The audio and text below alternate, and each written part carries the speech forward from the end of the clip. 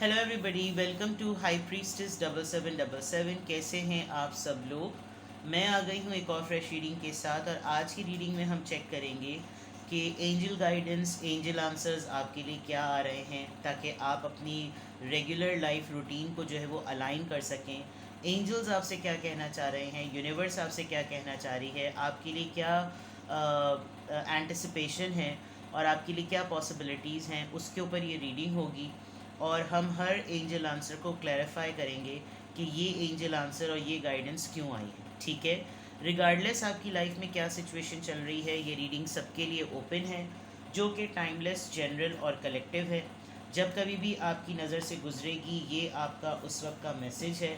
Message आपने वही लेना है जो लगे आपको अपनी सिचुएशन से मैच करता हुआ। टैरो में ये मैसेजेस आए हैं, सब आपने अपने ऊपर इम्पोज नहीं करने, और आपने इनकी बेसिस पर कोई भी फाइनल डिसीजन नहीं बनाना है। हमेशा आपने अपनी प्राइवेट रीडिंग लेनी है, मुझसे ले या किसी और से, और जब आपको तसल्ली हो जाए कि आपने तमाम इन्फॉर्मेशन गैदर कर ली, तभी आप किसी कंक्लूजन पर पहुँचें। डिस्क्रिप्शन बॉक्स में मेरा नंबर मौजूद है, साथ में सेकंड चैनल का लिंक भी मौजूद है। दोनों ही चैनल्स पर रीडिंग लेने के लिए मेरा कॉन्टैक्ट नंबर एक ही है। So without any further delay, let's see के what are the angel answers. Angels की तरफ से आपको क्या गाइडेंस मिल रही है, क्या पॉसिबिलिटीज़ हैं, क्या आप एक्सपेक्ट कर सकते हैं फ्रॉम दी एंजल्स। ठीक है, गेट मोर इन्फॉर्मेशन। ठीक है, रोमांस। मैं पहले सारे कार्ड्स निकाल दूंगी, फिर मैं पहले आपको यहाँ पर पूरा गाइड करूंगी कि एंजल आंसर्स की क्या गाइडेंस है। उसके बाद हर एंजल आंसर के कार्ड को टैरो से क्लैरिफाई करूंगी कि ये वाला ऑप्शन और ये वाला मैसेज आपके लिए क्यों आया है। परफेक्ट टाइमिंग्स, बहुत पॉजिटिव कार्ड्स आ रहे हैं। किसी का प्रपोज़ल आया हुआ है और किसी के प्रपोज़ल में इंटरेस्ट डेवलप हो गया है दोनों पार्टीज़ का। पार्टी से मुराद जिनका जिनका प्रपोज़ल आया है। आपकी लाइफ में कोई ऐसा प्रपोज़ल आया है जिसमें आपको लग रहा है कि आपको इंट्यूट हो रहा है कि ये बिल्कुल राइट टाइम है, something like that. With in the next few weeks engagement आपकी प्लान होने वाली है। आपके मतलब अब तो शायद यहाँ पर बड़ा खूबसूरत सा ही लग रहा है कि जैसे कोई पेरेंट जो हैं वो किसी को अपने बच्चे को, या आप लोग अपने सिबलिंग्स को किसी को आगे की तरफ भी भेज रहे हैं कि नाउ यू शुड गो। कोई इमिग्रेशन के लिए जा रहा है, कोई अपने न्यू कोर्सेज़ के लिए जा रहा है, अपने सेमेस्टर के लिए दूसरे मुल्क अब पढ़ने के लिए जा रहा है, समथिंग लाइक दैट। बिकॉज ये इमेज बिल्कुल क्लियरली बता रहा है कि ऐसा भी कोई सिनेरियो है। दो कार्ड्स आ गए हैं। It's a big no and the situation will improve. ठीक है, चलिए अब मैं इसको यहाँ पर होल्ड कर देती हूँ। बॉटम ऑफ द डेक पे आया है no need to worry, which is a big satisfactory message. एक बहुत मुतमईन कर देने वाली बात है।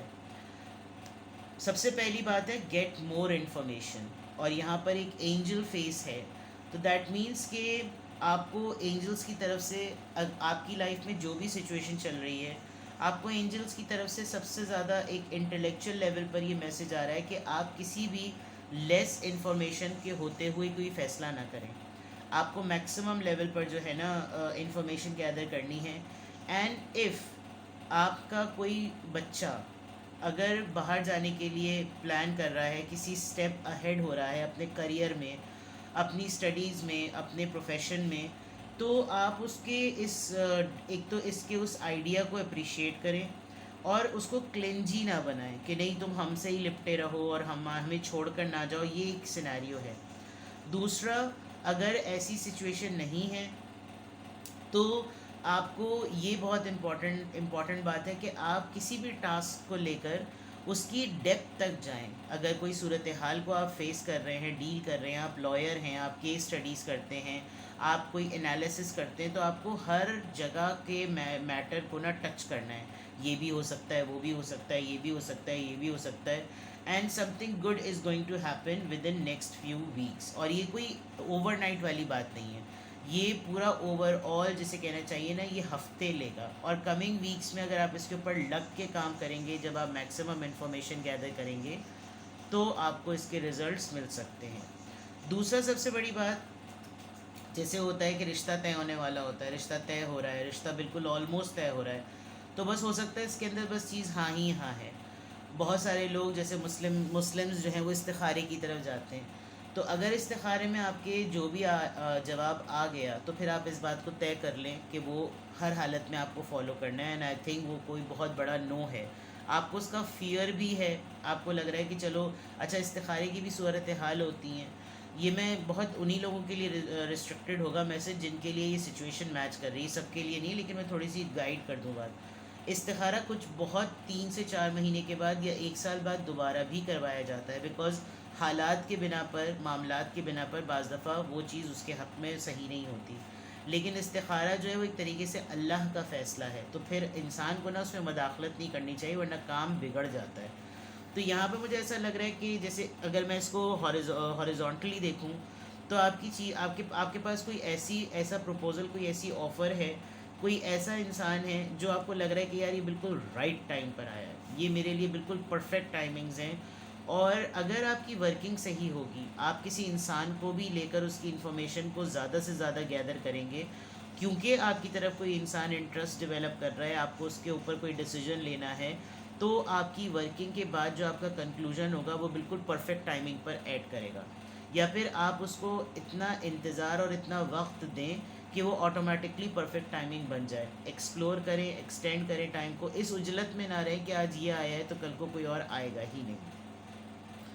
दूसरा ये कि हो सकता है बहुत सी सारी वर्किंग करने में आपको हर जगह से बहुत होपलेस सिचुएशन नज़र आए, आपको हर जगह से लगे कि आपकी गट फीलिंग आपको खुद बोले कि नहीं यार ये बात सही नहीं लग रही मुझको, मुझे इस तरफ नहीं जाना चाहिए। तो आप उस लम्हे को, उस मोमेंट को, उस सूरत हाल को थोड़ा वक्त दे दीजिए, क्योंकि वो सूरत हाल थोड़े दिनों बाद इम्प्रूव हो जाएगी। अगर आप किसी ऐसी जगह पर या ऐसे मामले में हैं जहाँ आपको लगे कि यार अब तो कुछ किया ही नहीं जा सकता, मैंने कमिटमेंट भी दे दी है, मैंने ज़बान दे दी है, और अब क्या होगा, तो थोड़ा सा पॉज ले लें, क्योंकि ये सिचुएशन थोड़े दिनों बाद इम्प्रूव हो जाएगी। And then you don't need to worry, क्योंकि अगर आपने डिवाइन की तरफ अपने फ़ैसले कर दिए, आपने सरेंडर कर दिया डिवाइन की तरफ, तो ऑटोमेटिकली चीज़ें जो हैं वो ठीक हो सकती हैं। अभी तो जो कुछ भी मैंने रीड किया है ये मैं सिर्फ़ और सिर्फ एंजल आंसर्स से रीड कर रही हूँ। अब मैं बाकायदा तौर पर टैरो से चेक करती हूँ कि हर कार्ड इस तरह से क्यों आया है, ठीक है। कौन सा ऐसा मैटर है जिस पर आपको मैक्सिमम इन्फॉर्मेशन लेने की ज़रूरत है, जो कि यहाँ पर नज़र आ रहा है कि गेट मोर इन्फॉर्मेशन। कौन सी ऐसी बात है जिस पर आपको मैक्सिमम इन्फॉर्मेशन लेने की ज़रूरत है? Get more information, please guide me. Get more information.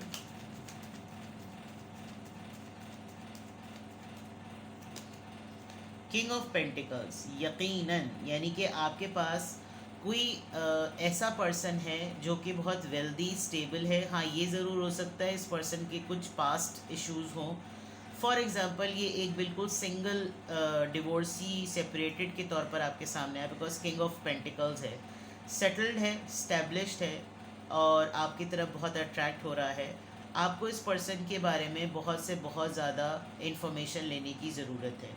अगर आपके वर्क प्लेस पर आपको लग रहा है कि आप किसी के अंडर काम करते हैं और आपको उसकी बॉडी लैंग्वेज थोड़ी सी डिफरेंट लग रही है कि ये अगर प्रपोज़ल की फॉर्म में नहीं है, लेकिन आपको इनका बिहेवियर, इनका आपको डील करने का तरीका, बात करने का तरीका बदल रहा है, तो इट्स अ हाई टाइम कि आप इसके बारे में मैक्सिमम इन्फॉर्मेशन गैदर करें कि ये एकदम से चेंज क्यों आया है इनके अंदर, ठीक है। रोमांस का कार्ड यहाँ पर किस बात को इंडिकेट कर रहा है? ऑल्दो ये कार्ड सेल्फ एक्सप्लेनेटरी है, लेकिन ये किस कॉन्टेक्स्ट में डेवलप हो रहा है ये जानना बहुत ज़्यादा ज़रूरी है। Let's see, 2 of wands. आपने डिसीजन तो बना लिया है, लेकिन आप एक्शन नहीं ले पा रहे हैं। आपका माइंड तो बना हुआ है, मे बी आप अवेलेबल हैं मिंगल होने के लिए, लेकिन आप मिंगल होने के बाद क्या करें, हैंकी पैंकीज़ में आप नहीं जाना चाह रहे। इस वक्त आपका भी दिल अट्रैक्ट कर रहा है, आप भी आगे की तरफ बढ़ना चाह रहे हैं, लेकिन आप कुछ अपनी या तो सोचों में बंद हैं, आप ट्रैवल करने से डरते हैं, आप मूव करने से डरते हैं, आप अपना डिसीजन तो अपने हाथ में लिए हुए हैं, लेकिन जो उसके साथ लिंक्ड बातें हैं आपको उसके ऊपर कोई ना कोई फियर है। तो डिसीजन तो है माइंड में, लेकिन थोड़ा सा एक खौफ है। ये रोमांस का कार्ड इसीलिए आया है कि मे बी आपकी लाइफ में इस वक्त रोमांस एक्टिव हुआ है। परफेक्ट टाइमिंग, टेम्परेंस, डिले करने की बात मैंने आपको पहले भी कही थी। And with the Sagittarius card temperance, आपको भी कुछ चीज़ें अपनी लाइफ में बैलेंस करनी है। तो अगर ये बहुत हौश पौश हो रहा है, कोई आपको फोर्स कर रहा है कि बस अभी फ़ैसला करो, अभी फ़ैसला करो, तो आप थोड़ा सा पॉज लीजिए। और विद द टेम्परेंस कार्ड, आप में, आपकी शख्सियत में ख़ुद कुछ चीज़ों का बैलेंस होने की बहुत ज़्यादा ज़रूरत है। अगर बहुत ज़्यादा पैशनेट फील कर रहे हैं लेकिन टास्क ओरिएंटेड नहीं है, तो पहले काम को सीधा करें। और अगर बहुत ज़्यादा वर्कहॉलिक हैं तो थोड़ा सा उसमें से स्ट्रीमलाइन करें कि आप किन चीज़ों के टूवर्ड्स जो है वो पैशनेट हो सकते हैं। ठीक है, तो परफेक्ट टाइमिंग में थोड़ा सा आपको डिले करने की ज़रूरत है चीज़ों को। बहुत उजलत में किसी चीज़ का फ़ैसला ना लें, क्योंकि जितना आप पॉज देंगे, जितना आप मैक्सिमम इन्फॉर्मेशन गैदर करेंगे, आपको जितना किसी अगले के बारे में, सूरत हाल हो या इंसान, उसके बारे में जितना ज़्यादा पता चलेगा, आप डिसीजन लेने में आसानी आपको महसूस होगी। Now let's see with in the next few weeks, ये क्या है बात जो कि नेक्स्ट फ्यू वीक्स में होने वाली है। Please guide me. 5 of pentacles, मैंने बहुत, जब ये कार्ड आया था तभी मैंने कहा था, मैं आपको क्यों कह रही थी कि आपकी फैमिली में कोई प्लान कर रहा है। अब टाइम आ गया है, हाई टाइम, कि आप किसी को रुखसत कर दें, अपनी लाइफ से उसको आगे बढ़ने दें। और अगर आपको ये फ़ियर है कि इसके साथ क्या होगा, इसको तो हमने कभी अपनी ज़िंदगी से अलग नहीं किया, तो जस्ट सी कि किस तरीके से आप जो हैं वो एक सपोर्ट सिस्टम में जो है ना उसको आगे बढ़ा रहे हैं, because there is an angel to protect this. तो ये ज़रूर है कि कोई आपको छोड़ के जाने वाला है, लेफ़्ट आउट फीलिंग आपको होने वाली है, जिसके ऊपर आप बहुत ज़्यादा रिलाई कर रहे हैं। इट्स अ हाई टाइम, बस मैं ये कहूँगी कि it's a high time somebody is going to leave you. आपकी किसी न किसी से डिटैचमेंट होने वाली है और लेफ़्ट आउट फील करेंगे आप। What is this big no, ये बहुत बड़ा इंपॉर्टेंट कार्ड है, ये बहुत बड़ा मैसेज है यहाँ पर। मुझे तो खुद भी क्यूरियोसिटी हो रही है कि यहाँ पर बिग नो क्यों आया है। Why this big no is here. Chariot, Cancerian energy, बहुत फास्ट पेस, बहुत ही अगर आप किसी कंपनी के हेड हैं, सीईओ हैं, मैनेजर हैं, आपके पास बहुत सारे ऐसे लोगों की फ़ाइल्स आती हैं, आपके अंडर बहुत बड़ी टीम काम करती है, तो जल्दी जल्दी में फ़ैसले मत कीजिएगा। ऊपर तो वैसे भी आ गया है, पर्टिकुलरली नो जो है ना वो आपके डिसीजन मेकिंग से रिलेटेड है। कैंसेरियन हैं आप, हर सूरत हाल को, हर matter, one task at a time. एक ही साथ 50 लोग आपके सामने कह रहे हैं ये भी करना है, वो भी करना है। आप टू डू लिस्ट में देखिए कि तरीक़ेकार से, प्रॉपर चैनल से कौन आया है, और जो प्रॉपर चैनल से आपके साथ अलाइंड है तो ही आप ये तमाम चीज़ें करें। ठीक है, the situation will improve, the situation will improve, the situation will improve, the situation will improve. 8 of swords, आपके डिसीजन मेकिंग में ही आप स्टक हैं। तो मतलब अगर मैं कहूँ कि ये मतलब बिल्कुल ये ऐसा लग रहा है कि जैसे स्टोरी पे स्टोरी नरेट हो रही है। आपको टेंशन लेने की ज़रूरत ही नहीं है, बस सिर्फ आप ये करें कि आप अपने मैटर्स में उजलत ना लेकर आएँ। एक कोई ऐसा फ़ैसला अगर कोई आपके ऊपर मुसल्लत किया जा रहा है ना, तो आपको लगेगा कि मेरा दिमाग इस वक्त बिल्कुल भी काम नहीं कर रहा, मैं बिल्कुल फंस गई हूँ यहाँ पर, मुझे नहीं समझ में आ रहा कि क्या करूँ, ये कैसी सिचुएशन है। अगर आपने बहुत जल्दी में कोई फ़ैसला लिया तो आपकी यही वाली सूरत हाल होगी।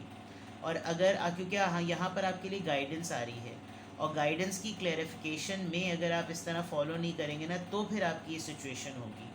तो सिचुएशन अपने डिवाइन टाइम पर ठीक भी हो जानी है, लेकिन अगर उसको आगे की तरफ प्रेजेंट इस तरह से किया जाएगा कि इसको सही कर दो, इस सिचुएशन को, इसको इम्प्रूव कर दो, तो ही वो इम्प्रूव होगी। अगर हैंडल सही तरह से नहीं किया, सत्यानाश कर दिया, अगर आपको गाइडेंस आ रही है कि आप जल्दी में कोई फ़ैसला ना करें, फिर भी आपने किसी मैटर में जल्दी दिखा दी, तो आप फंस जाएंगे। ठीक है, तो बहुत सिंपल सी चीज़ें हैं। अगर एंजल आंसर्स की तरफ से देखूं तो एंजल्स ने डायरेक्टली आपकी प्राइवेट लाइफ को टारगेट किया हुआ है, और उस प्राइवेट लाइफ में किसी के पास प्रपोज़ल आया हुआ है, किसी को किसी पर्सन के लिए मैक्सिमम इन्फॉर्मेशन गैदर करनी है, कहीं कोई फैमिली अपने लिए बड़ा डिसीजन ले रही है कि अपने किसी बच्चे को आगे की तरफ भेज रही है, डिटैच हो रही है किसी से, कहीं पर ये कि आपको अपनी पावर्स को प्रॉपरली यूज़ करना है ताकि आप सफोकेटेड फील ना करें, आप कोई ऐसा फैसला ना कर दें जिसमें आपको प्रॉब्लम हो रही है, ठीक है। And then finally no need to worry, इसको क्लैरिफाई कर लेते हैं एंड में, क्योंकि यहाँ पर गाइडेंस इसलिए नहीं होगी बिकॉज ये ऑलरेडी इटसेल्फ अपने अंदर एक गाइडेड रीडिंग है, ठीक है। नो नीड टू वरी यहाँ पर क्यों आया है, नो नीड टू वरी यहाँ पर नो नीड टू वरी क्यों आया है, please guide me. Night of cups, जो लोग आपको परेशान कर रहे हैं, जो लोग आपके लिए प्रॉब्लम क्रिएटर्स हैं, वो ख़ुद आपसे जो है ना वो माफ़ी मांगेंगे। आप उनसे माफ़ी मंगवाने में उजलत ना करें। आपकी तरफ कोई पर्सन अपना इंटरेस्ट भी शो करेगा, एक अपोलोजेटिक वे में इंटरेस्ट शो करेगा कि मुझसे गलती हुई है, please forgive me and I am always there for you. तो try to understand my position, कुछ इस तरह की बात ज़रूर होगी, ठीक है।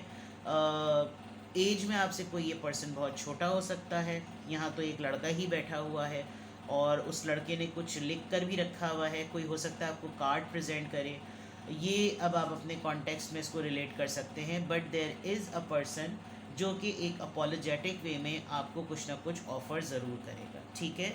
तो ये है जनाब आपकी reading, angel answers with complete guidance. कुछ भी आपको कुछ और पूछना हो, कुछ मालूमात हासिल करनी हो, कुछ अपने बारे में पूछना हो, डिस्क्रिप्शन बॉक्स में नंबर मौजूद है, यू कैन कॉन्टैक्ट मी। अपना बेहद ख्याल रखें, बाय बाय।